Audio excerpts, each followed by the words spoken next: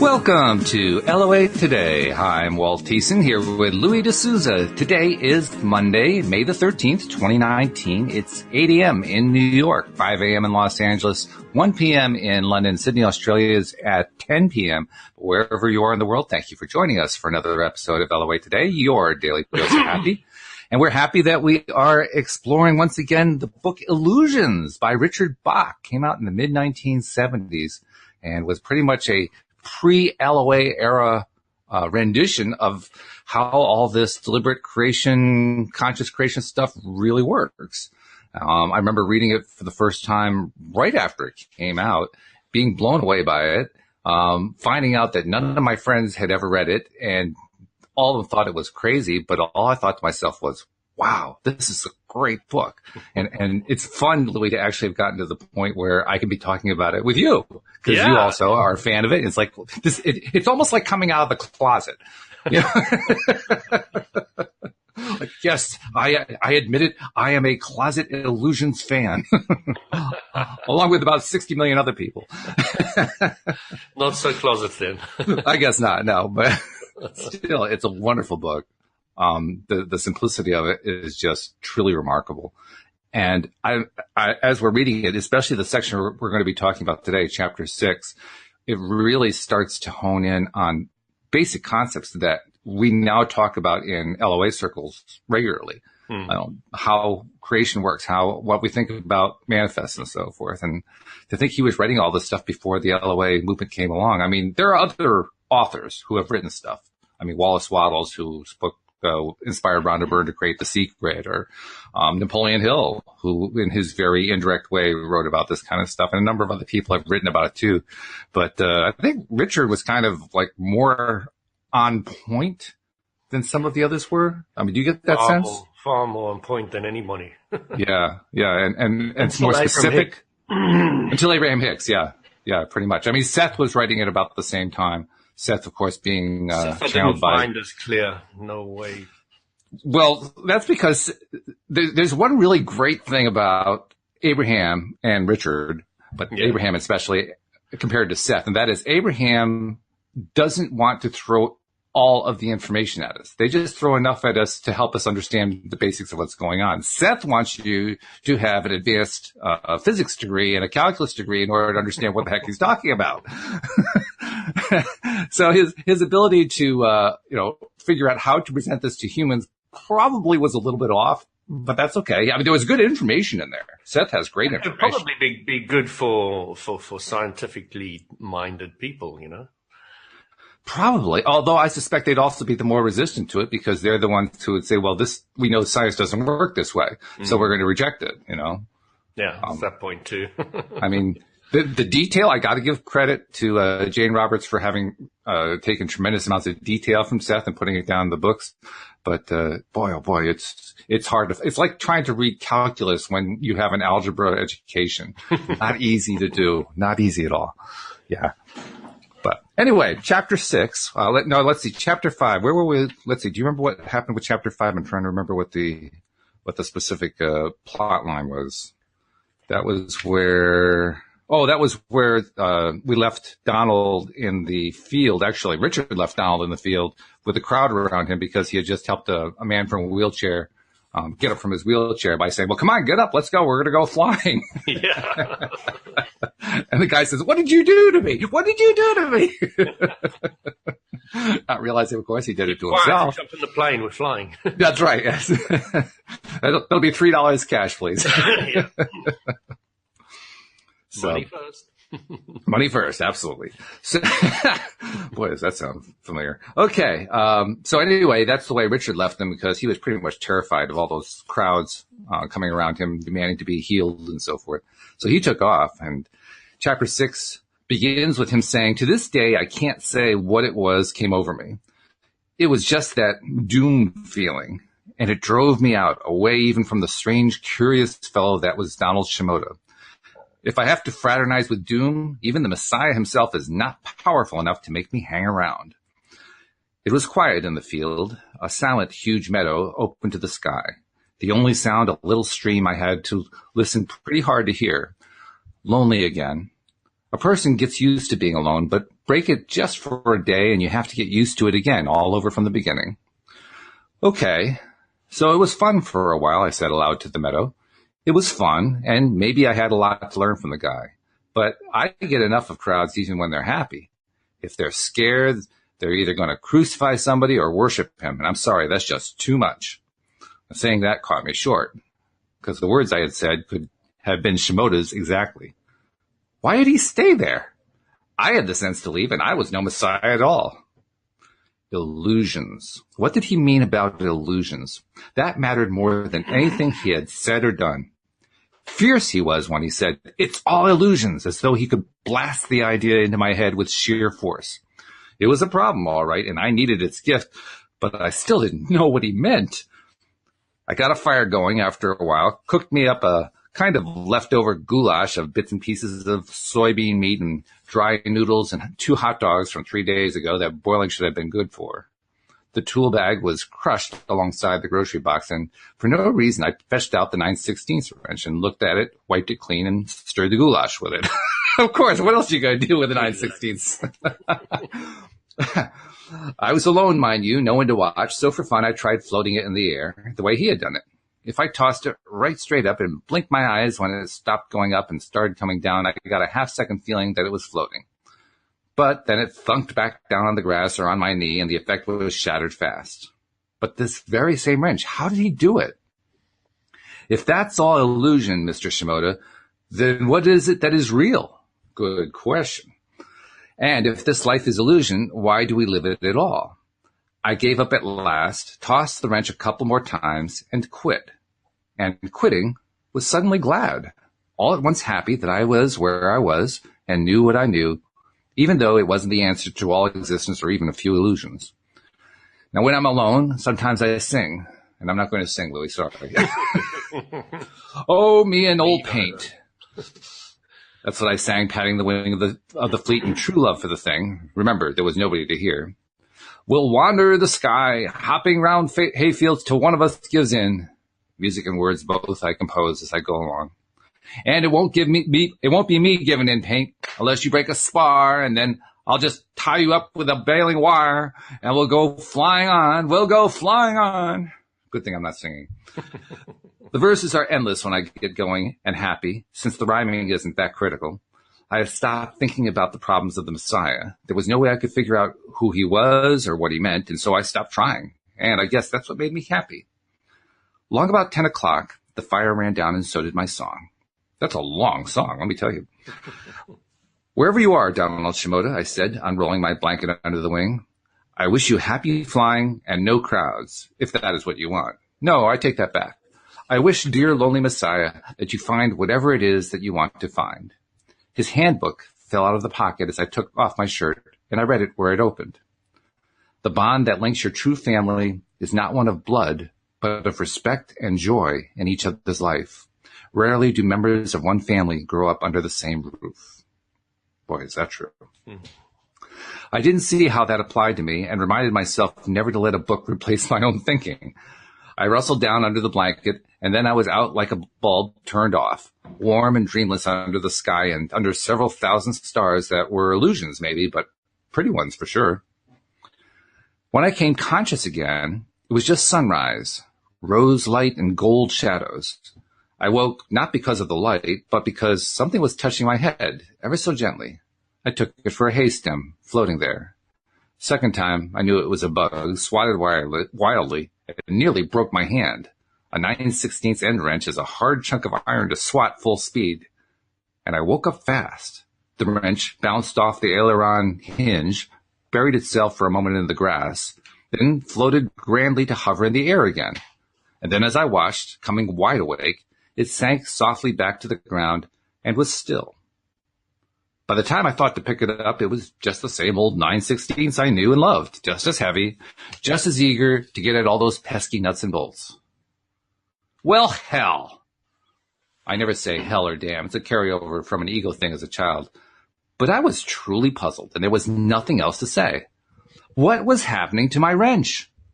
Donald Shimoda was 60 miles away at least over some horizon from here.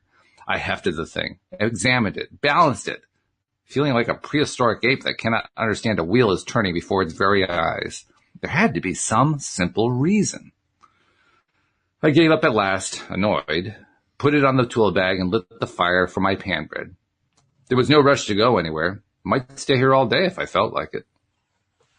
The bread had risen well in the pan, was just ready to be turned, when I heard a sound in the sky to the west. There was no way that the sound could have been Shimoda's airplane. No way anybody could have tracked me to this one field out of millions of Midwest fields. But I knew it was him and started whistling. Interesting reaction. Watching the bread and the sky and trying to think of something very calm to say when he landed. It was the travel air, all right.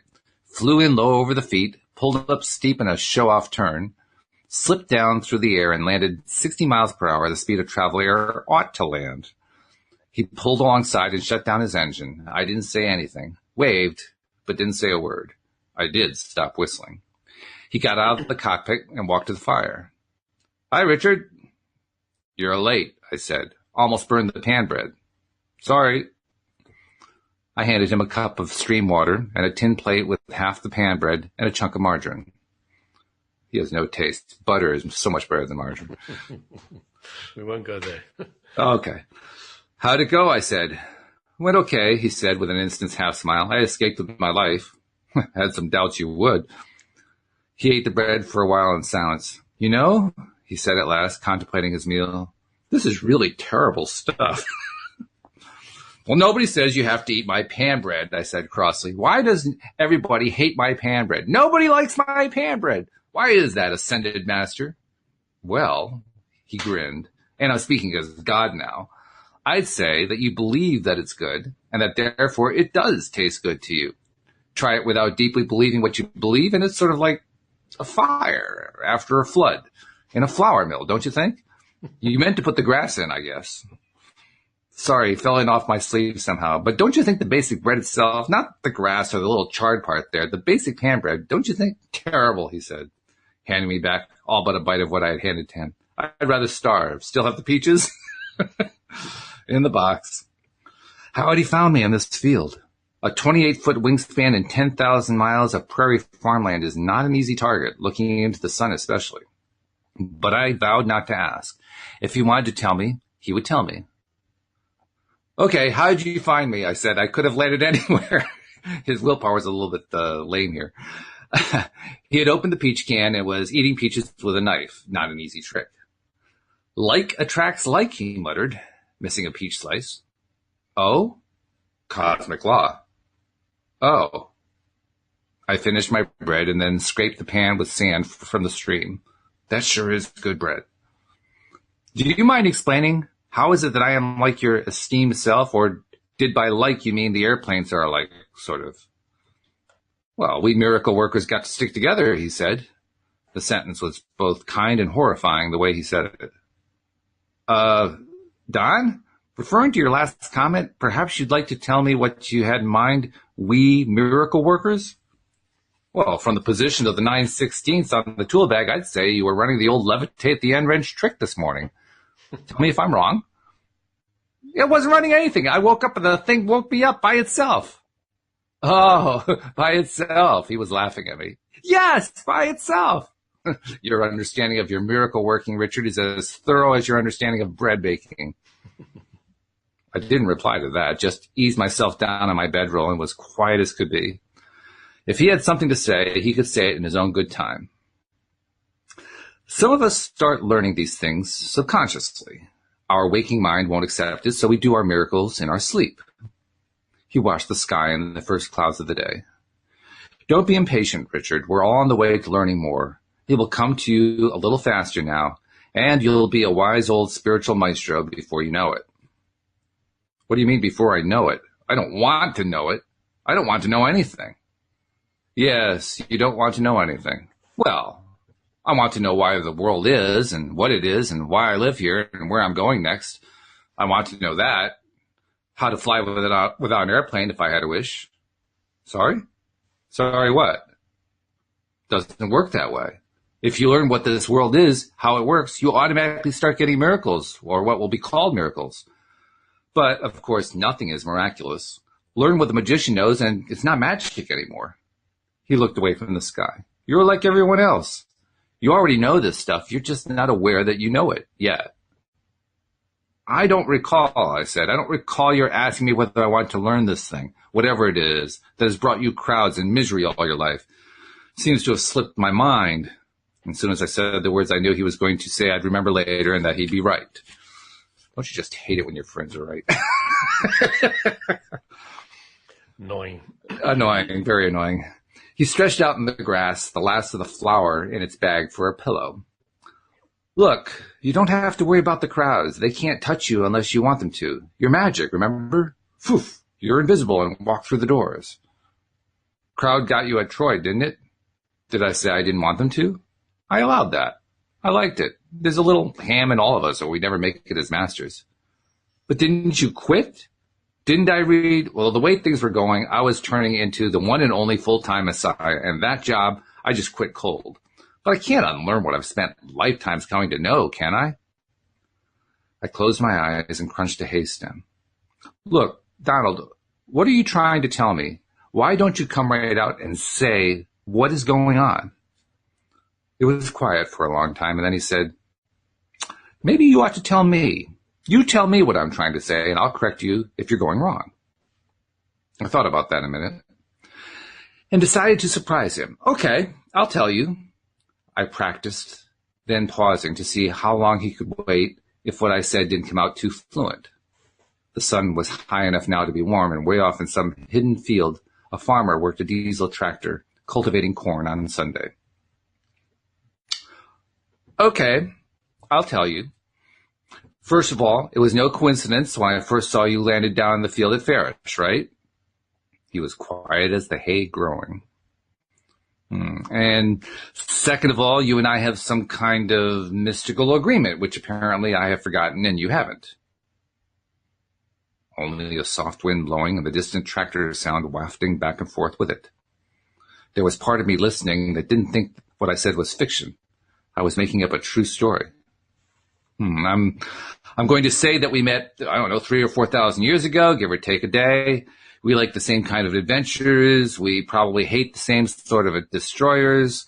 Learn with about as much fun, about as fast as each other. You've got a better memory. Our meeting again is what you mean by like attracts like. That you said. I picked a new hay stem.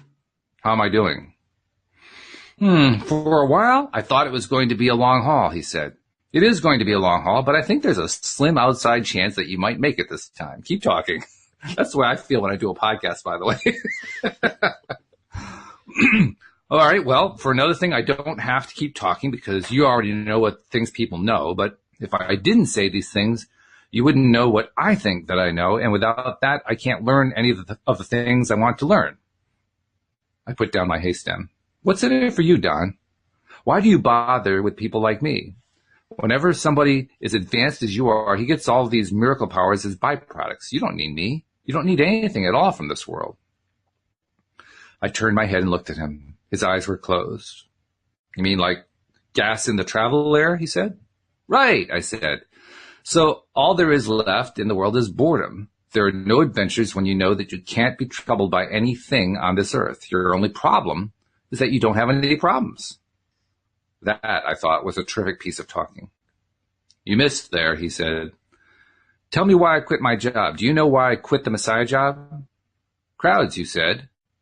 Everybody wanting you to do their miracles for them. Yeah, not the first, the second. Crowdophobia is your cross, not mine.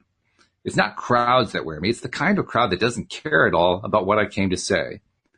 You can walk New York to London on the ocean. You can pull gold coins out forever and still not make them care, you know? When he said that, he looked lonelier than I had ever seen a man still alive. He didn't need food or shelter or money or fame. He was dying of his need to say what he knew, and nobody cared enough to listen. I frowned at him so as not to cry. Well, you asked for it, I said. If your happiness depends on what somebody else does, I guess you do have a problem. He jerked his head up, and his eyes blazed as though I had hit him with a wrench. I thought all at once that I would not be wise to get this guy mad at me, a man fries quick, struck by lightning. And then he smiled that half-second smile. You know what, Richard? He said slowly. You are right. He was quiet again, tranced almost by what I had said. Not noticing, I went on talking to him for hours about how we had met and what there was to learn, all these ideas firing through my head like morning comets and daylight meteors. He lay very still in the grass, not moving, not saying a word. And by noon, I finished my version of the universe and all things that dwelled therein. And I feel I've barely begun, Don. There's so much to say. How do I know all this? How come is that? He didn't answer. Look, if you expect me to answer my own questions, I confess that I do not know. What can I say? Why can't I say all these things now when I've never even tried before? What has happened to me? Still no answer. Don, it's okay for you to talk now, please. He didn't say a word. I had explained the panorama of life to him and my Messiah as though he had heard all he needed, and that one chance word about his happiness had fallen fast asleep. Another one of my fears as a podcast host, and that is my audience are going to fall asleep. I thought you were going to fall asleep. That would be embarrassing. But we got to a couple of the basic concepts there. Like attracts like. Total LOA right there. Fascinating how when you read it in a book that was written before The Secret, before Abraham Hicks, actually I think it was really before Seth got going in a big way. It kind of you kind of say to yourself, "Wow, that's pretty hot." I mean, that's a phrase we use today. There are a lot of phrases that were written by past authors that we don't use. That one we use, like attracts like. Yeah. I'll give you your limitations and they're yours. There's quite a few that you use from this book. Yeah. Absolutely. Yeah. So, anything particular grab your attention from that chapter besides like attracts like? Yeah, he was talking about doing things in your dreams before you do them in the physical. Yeah. And yeah, there's many things I've done in my dreams which I haven't managed to do physically yet. But you can kind of see the whole picture of dreaming and sleeping has been made clear by Abram to a length and breadth which have never been before heard. And Abram points out that dreaming is only a fraction, just a tiny amount of your sleep, where I never really thought about that before. Oh, yeah. You kind of think that you dream for a long time, don't you? Kind of. Yeah, but you really don't. Dreams are long stories, but they actually happen in seconds. I mean, when you're toward the end of the night's sleep, that's when they have your full feature, as they often call it, the one that lasts about 45 minutes. But your first dream lasts about a second. There's like 6 or 7 dream cycles in the night, and they get progressively longer as the night goes on. And most of the night, you're not in the dream state. Most of the night, you're in that deep sleep where you're just kind of slumbering. But you're not floating wrenches, are you, when you dream? I don't know, to be honest. I mean, it's a rare instance for me to remember a dream. You know, when I do remember them, I have probably the common reaction. Most often I dismiss them, you know, but on those occasions where I actually give them some credence or think about them and get past the fact that they sound absolutely insane, I can't say that I've ever tried to float a 9/16 wrench, but I have tried to create stuff that didn't previously exist in my mind. So, I mean, just not as grand as, you know, doing a magician's trick. That's all. What was interesting is when I was doing Tai Chi, I learned, I became my dreams became a lot clearer. And I started to learn that there was a link between my Tai Chi and my out-of-body experiences. So I would be dreaming Tai Chi moves, and then I'd land up consciously aware that I was dreaming, and then I would consciously take over the dream and do things. And I remember flying through the arms of a chair and going round and round and practicing up and down and all the rest of it. And then I would do Tai Chi and when I was outside, and then I would run, and then I would fly in the air, and I'd fly for a while, and then I'd fall. And that was kind of one of the beginning stages of my out-of-body experiences. is going from the dream state to the out of body state. So you took the 9/16 trick and applied it to yourself, to your body. What's the 9/16 trick? That's the one where you float the end wrench. Oh. Yeah, I don't know much about wrenches. I didn't memorize that.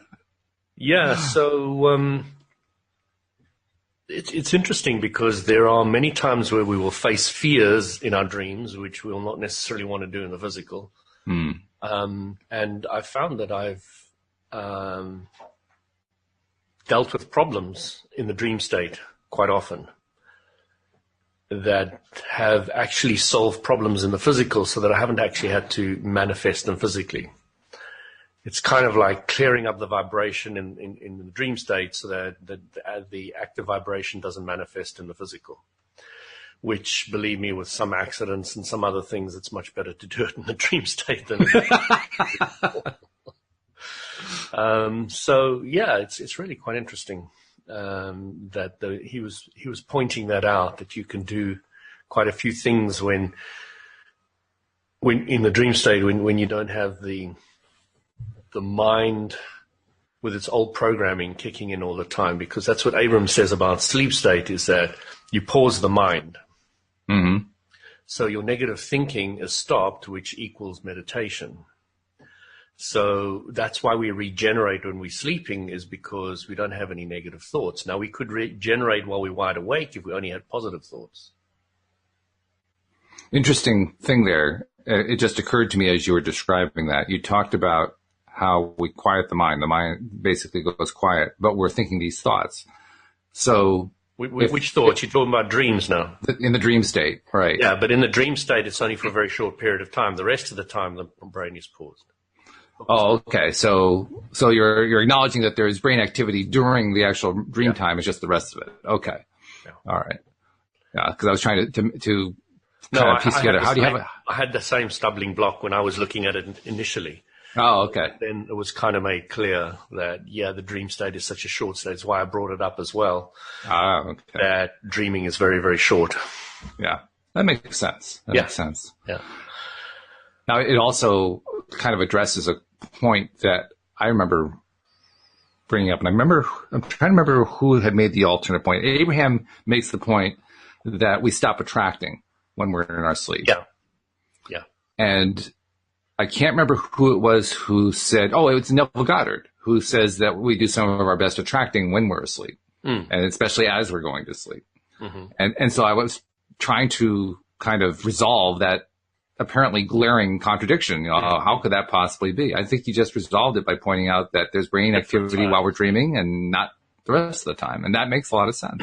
When you study dream states and the alpha, beta, and all the rest of it, there's the REM state, which I think is the dream state. Mm-hmm. Yep. And if you look at the amount of time you spend in REM versus the beta or alpha or whatever it is, you will find that the larger portion of it by far is when the brain is more still, when it's not necessarily still from the measurement point of view, but still from an attraction point of view. Yeah. Right. Yeah. And that's an interesting thing, because what it basically means is that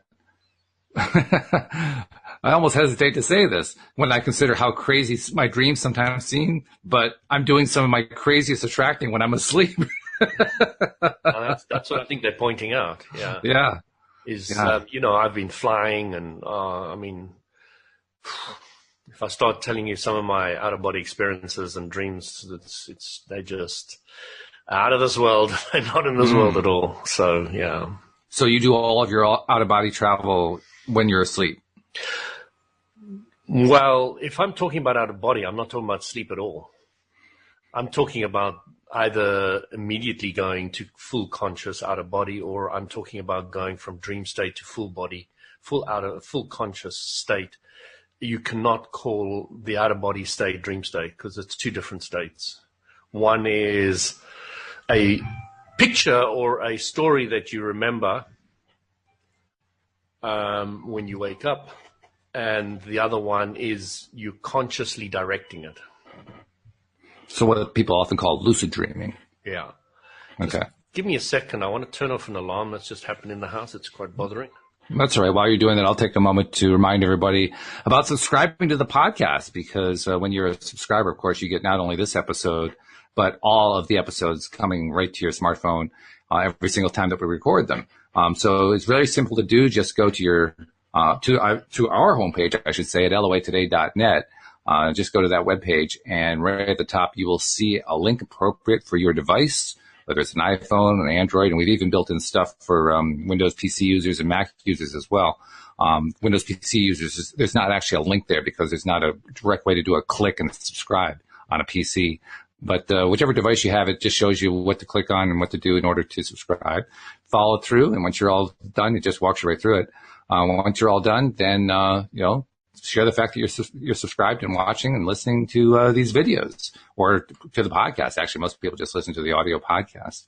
Share it with other people on social media. Share it with friends so that other people can know about getting their daily dose of happy. And that's how we spread the word and get more and more people getting their daily doses of happy. That's how we get smiling faces, Louis. Yeah, absolutely. I see somebody's popped on there as another video. Is that somebody, or the live one? Yeah. No, that's what we use to do the streaming now. Okay. Yeah, that's the streaming channel. Cool. Yeah, I had to set up a second computer at my end to do the streaming, because if using the method that I'm now using, if I were to do it with just you and me, no one would ever see me. They'd only see you. So okay. By doing it this way, it can bounce back and forth between the two of us. Okay. It gets complicated. It does.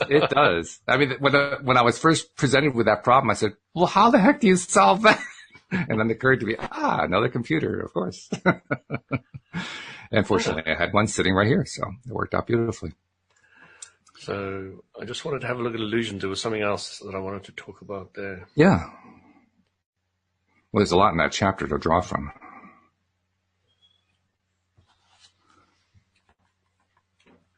A lot of it is about Richard learning. I love the way Donald says, I thought it was going to be a long haul. It is going to be a long haul, but there's a slim outside chance you're going to make it. That's the way I often feel doing these podcasts. There's an outside chance I may actually learn how this stuff really works. Yeah, I mean, watching you, I've got the idea that it's a lot more complicated than I originally thought. It's very simple. It's simple, but it's not easy. Mm. The concept itself is as simple as a kindergartner could understand and explain. Applying it, that's the hard part, and getting past all the mislearnings that we have from a lifetime of mislearnings and mistakes and trials and tribulations, and I didn't get the right result, and I don't even know what the right result is anymore. And if you do that long enough, it can be quite confusing. Mm. Joel Elston and I have talked a lot about how the people who are most fortunate are the ones who learn this stuff at a young age because they have so much less to unlearn. So they get there faster. It's just they can just implement it almost immediately, which is cool. Yeah, I mean,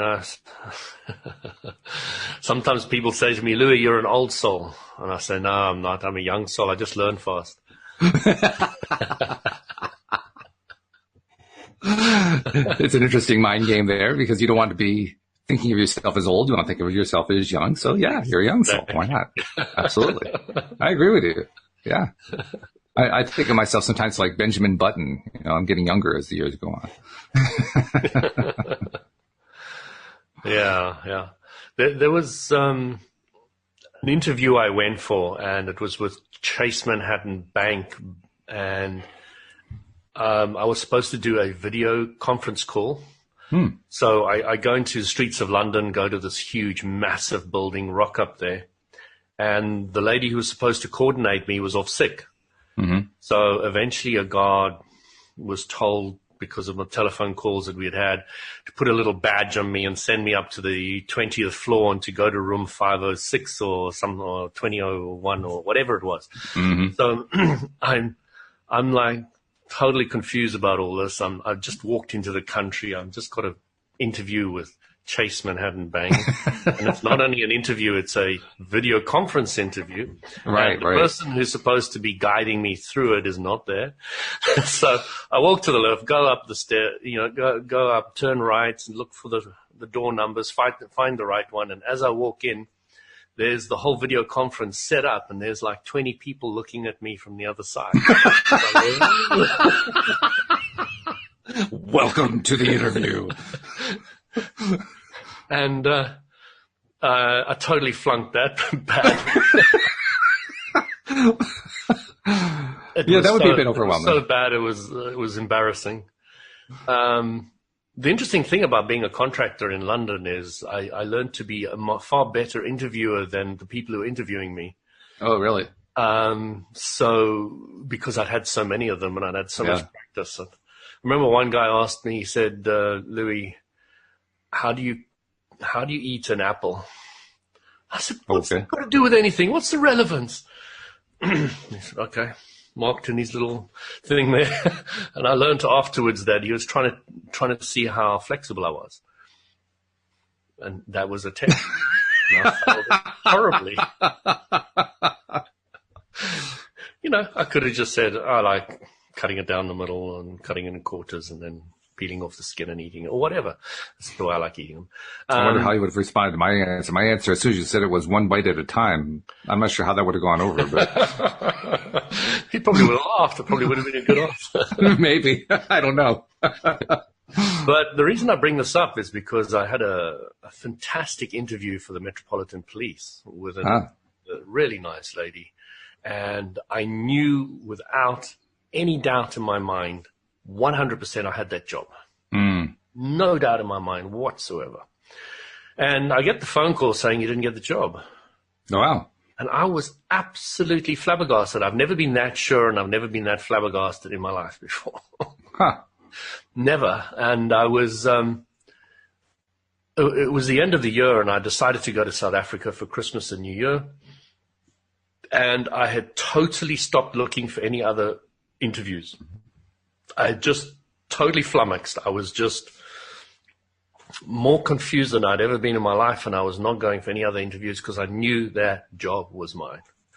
So I'm just about to go off to holiday to South Africa, and I get the phone call saying, hey, this is the Met Police, and I've the job that you didn't get, the guy's wife's just gone pregnant and he's going back to South Africa. He was a South African too.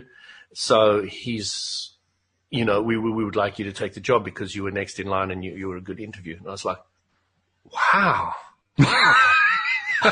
This makes sense now. This makes sense. And then the lady said, well, I want you to come on this and this date. And this was the date I flew back from South Africa after. Oh my God. Of course. So I had a month to give my resignation for the current job. I had a month in South Africa, and I started as soon as I got back. I've often wondered, why is it that the law of attraction cuts everything so fine? I mean, literally. What? I've experienced the same thing, and for the same reason, giving up, because that's what you did. You gave up. I just totally gave up. You just threw in all the resistance. You threw it all away and said, okay, I quit. And then everything shows up. I quit. And it shows up in perfect timing. And that's it. Yeah. Bang. Yeah. I think the first time that happens, it's really disorienting. Yeah, very, very. What just happened? That was so powerful, Walt. You have no idea. Actually, I do have an idea. I had that job, the clarity that and the shock that I didn't get it, and then the clarity when I did get it, and then the timing is just blew me away. And of course, the part that we will tend to skip in our experience is the recognition of you were right, you did have it. Yeah. It just didn't happen in the sequence you had in mind, and so you thought you didn't have it. Yeah. And so I'm just going to look here because I already wanted to go through the story quickly. I wish I had the book because I can't find the book at the moment, so I'm looking at it digitally, which is a bit messy. Ah, yes. Well, if there's a part you need to kind of reference, let me know. I can probably find it for you quicker, but it's definitely a fun chapter, that's for sure. What we really see is we see Richard learning. Yeah. And in Richard's learning, I think that's part of what sucks us into the book, because I felt like the learner. Yeah. I still do. You really resonate with Richard, because his kind of questions are your kind of questions. Right. Exactly. It says the bond that links your family is not one of blood, one of respect and joy in each other's life. And, not rarely does it happen under the same family. So right. That just to me is just so, so, so true. Oh, yeah. If you're fortunate enough to have one of those individuals in your family, and you're really lucky, or two, whatever. But you find them out in life. So you start stopping to look at your family as being your family, and you start looking at those who you resonate with, as being your family. And it does, Ramdas bumped into an individual once, and he looked at this guy and he just smiled from ear to ear. He said, I know you. And the guy said, I know you too. And they'd never met before in their life. And it was just like such an appreciation and respect instantly, absolutely instantly. And of course, Ramdas, being the incredible orator he is, made such a meal out of that whole sure. meetup, which I just got goosebumps thinking about it. But he's just an orator par excellence. But, it was just very, very interesting in my own life when I bumped into individuals like there was a lady who was coming to stay with us for a month, and I was so excited before she came, and we had the most amazing time. I could talk for hours about the time we had together, and then she left again. It just was so exciting, so exciting, and you could feel it. You start being able to feel before the person has arrived that something's going to happen. Your inner self knows, and Abrams talked about that many, many times, that your inner self, or even Caroline Mesa said, your dream state or your inner state was at the seminar before you came. And I remember one of the Jinshin courses I came to, and I landed up sitting right next to this girl, and this girl happened to go to the same education place as me, knew my kung fu instructor, and everything. Like, we were just sitting there, it's like same country, same place of study, same friends, and it was just, what are the chances of me sitting next to that person? Yeah, right. Yeah. Yeah, and That's what a bond phenomenal. we had as well. It was a really nice bond, and with her daughter, who was a very, very young girl who just loved sitting on my lap. And she said, well, she just doesn't like people that much at all. Just sitting there having the greatest time with me. So, it's just really, really interesting how the synchronicity works, and how that bond does link true family and is not one necessarily of blood. Yeah, no doubt about that. Yeah. One of the things I learned too, and this is kind of the flip side of it, the quote you mentioned, of course, comes from the Messiah's Handbook, which is the book that Richard carries that Donald gave him. And in that quote, it does talk about it being rare in your own blood family. But what I've also learned is that it is there in your blood family if you can look past your own prejudices about your family. Well, if you can understand that what you don't like about them is being your teacher, yes. Yeah. Yeah. That's a big part of it. Yeah. That's huge. Yeah. I'm very pleased and privileged to have reached the point in my life where I have a brother and a sister, and I was not terribly close to either one of them, certainly not to my sister. Growing up, my sister and I were at odds with each other practically from day one, and well, not from day one, from about age 5 or 6 and thereon. And it was just like this contest going on all the time. And my brother was off in Never Land. I mean, there's a story I told one time on the podcast about how we went to Disney World when we were quite young, and my brother got lost. Well, he wasn't lost. He was just stuck 2 exhibits back, and we didn't know it. He felt fine. He was enjoying himself and so forth, just oblivious to the fact that we were gone, That was my brother. And my sister and I were always like that kind of a thing. So to grow up and get to the point where we just have, with both of them, with my sister and with my brother, I have terrific relationships, and we're all into law of attraction. We're all like-minded about this stuff. If we had predicted that, if any one of us had predicted that even 30 years ago, we would have laughed at each other. Like, no way, that's not going to happen. But it did. So that's where I bring my point in. If you can get past the crazinesses The crazy stuff that we put in the way that say, oh, I don't like this about them, or I don't like that about them, and they don't like this about me, and they don't like that about me. If you put all that stuff aside, you actually do find that you're on the same wavelength. And that is a reason why you were there in the first place. That is why you came into this life together.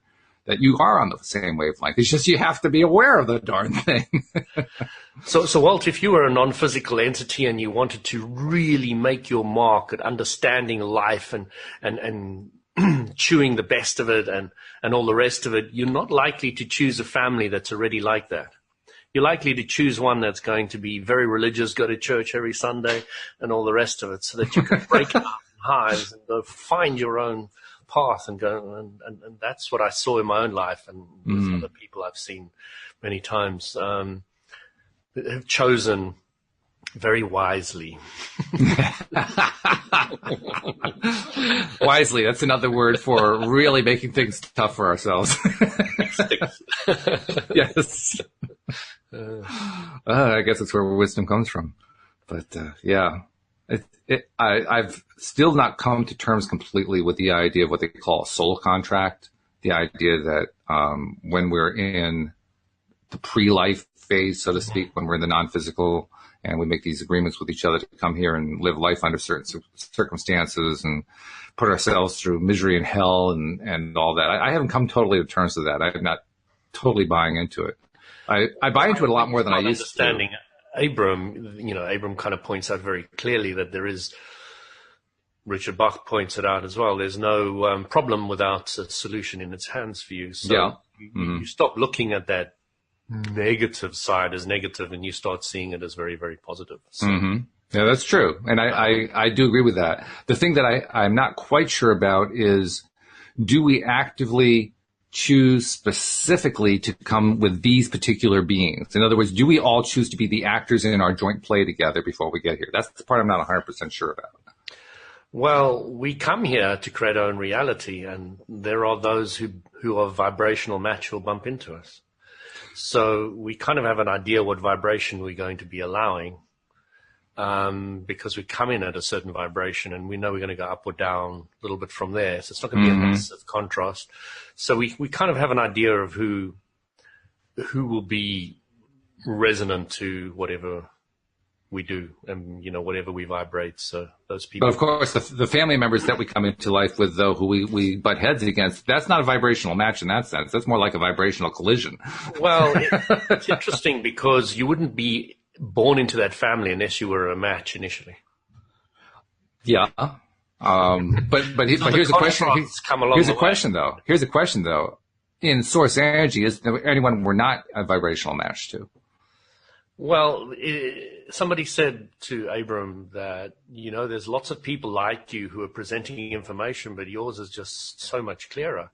And they were saying, yes, but there are people at different vibration levels in the non-physical who are, I don't think those are the exact words they use, but that's kind of the impression I got, that there are different, different vibrations and different focuses and different clarities. So I would say, no, they're not. Your non-physicals are also on different levels. They might be pure positive energy, but they'll have different focuses. And consequently different vibrations, consequently different levels. So, yeah. And I would add that those vibrations change. They don't stay constant. They don't. You're right. Yeah. Right. Yeah. So it's a very fluid situation. And so now all of a sudden I'm back to, well, then why did I conclude that I was more in vibrational alignment with this person in the non-physical, and conclude later on that, yes, I am more in vibration with this person, even though I went through a bunch of hell with them or whatever? Why is that true for these beings and not those beings? Those the beings over there that had nothing to do with my life. But they're all part of the same source energy. What was it about them in that non-physical plane that was in alignment and then out of alignment, and when we got here and then in alignment? What was it about? There's something about that, because that's what the soul contract thing implies. It's just in alignment, out of alignment, in alignment. What's that about? And I haven't totally figured that part out. That's the part that doesn't quite work. A bit of a question mark for me, yeah. Yeah, I'm not sure. But anyway, it is interesting. I am becoming more and more attuned to the idea of a soul contract. I'm just not totally on board yet, but I'll get there eventually. Maybe not. That's my pattern. Just understand that we always have choices. So as much as we may have made contracts beforehand, we still have the choice to agree with what that is or play the game of the experience with that individual or change it. So. Well, that's just it. I think what happens is when I say that I think I'll get there, I do think I'll get there. I just don't promise that when I get there, it's going to look like what it looks like right now. It's going to look a little bit different by the time I get there. What it looks like is what somebody's portrayed it to be, and you can agree with parts of that, not other parts. Yeah, exactly. And Walt will go his own way. Always. Wouldn't want anything else. Well, that's the way life is supposed to be. Otherwise, there wouldn't be diversity. There wouldn't be different people, different vibrations, different experiences, different lives, different lives, different lifetimes. It'd be all sameness. Boy, is that a dull concept.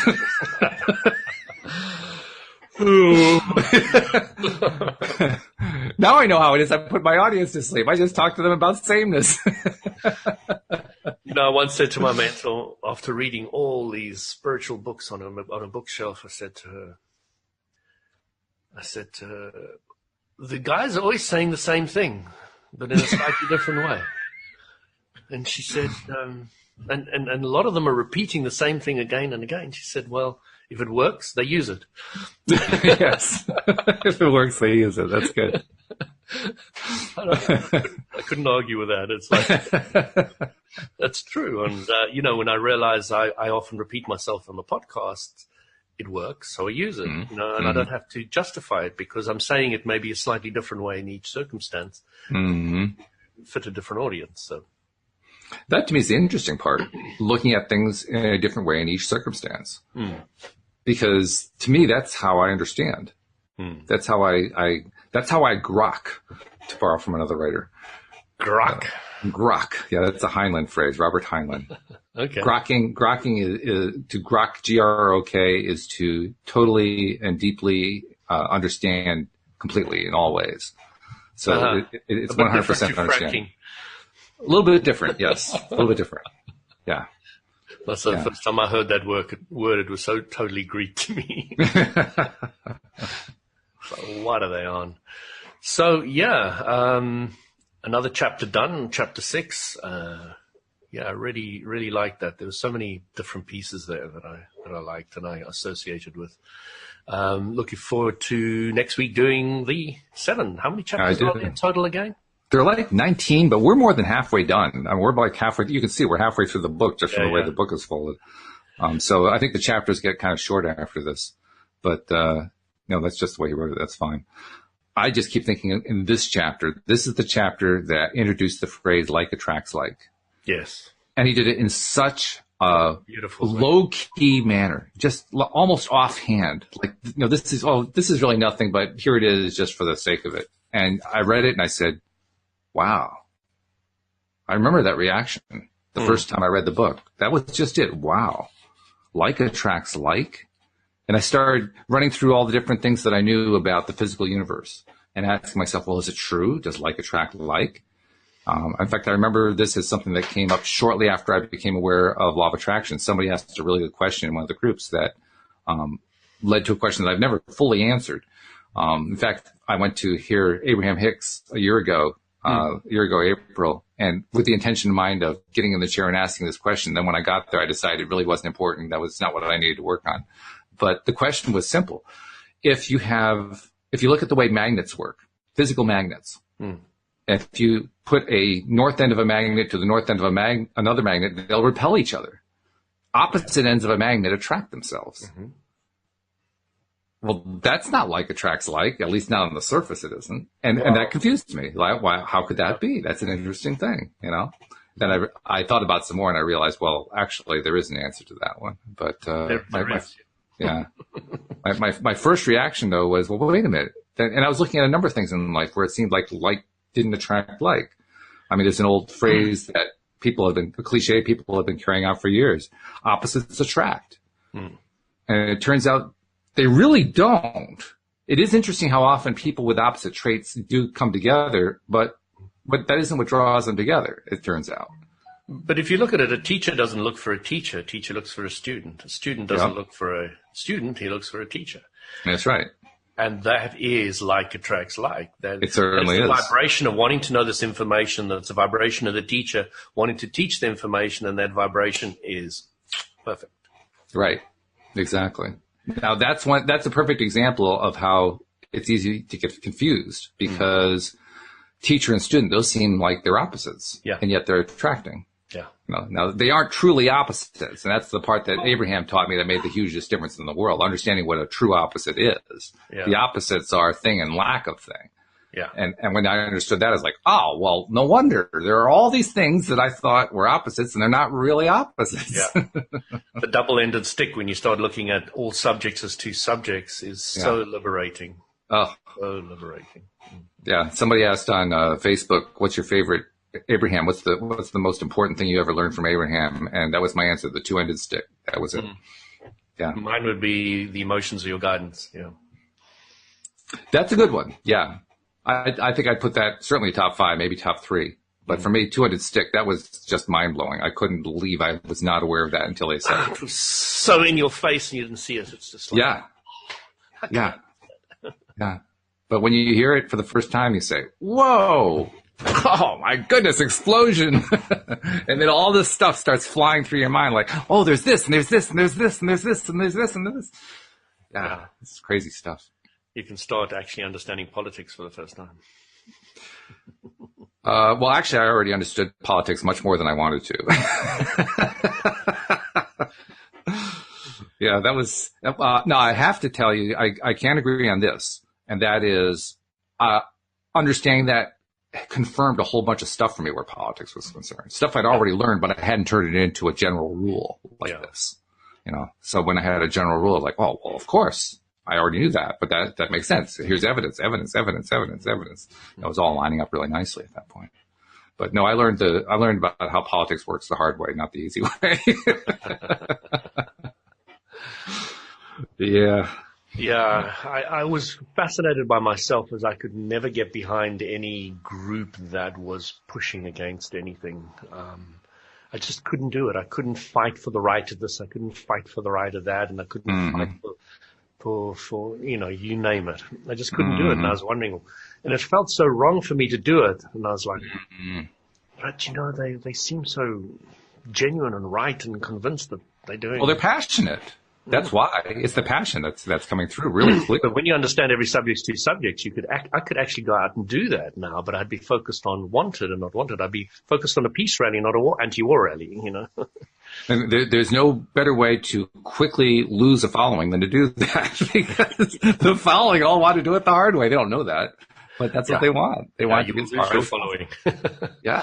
Abram says it's quite interesting that when you do become successful and when everything starts working out for you, you'll start finding people resenting you. Yes. And it's true. And the reason is quite interesting. The reason is because the stark contrast between where you are and where they are is now clearer. Mm-hmm. Yeah. Yep. That's it. Yeah. It's a funny thing to think about when your vibration raises, when it rises up. And it increases. If everyone else's vibration doesn't, you're moving farther apart from them vibrationally. Yeah. We don't think about it that way. And you'll start making new friends. Yeah, you make new friends. Yeah, like, where'd you come from? Like, you'll be doing a podcast, and all of a sudden this guy will contact you and say, hey, I've been following your podcast. I'd like to be a co-host. And I said, oh, what's your name? Oh, it's Louis D'Souza. Oh, Louis. Oh, okay. But that's how it happens. I mean, you just never know exactly what's going to happen in that, but you know it's going to happen just because your vibration changes.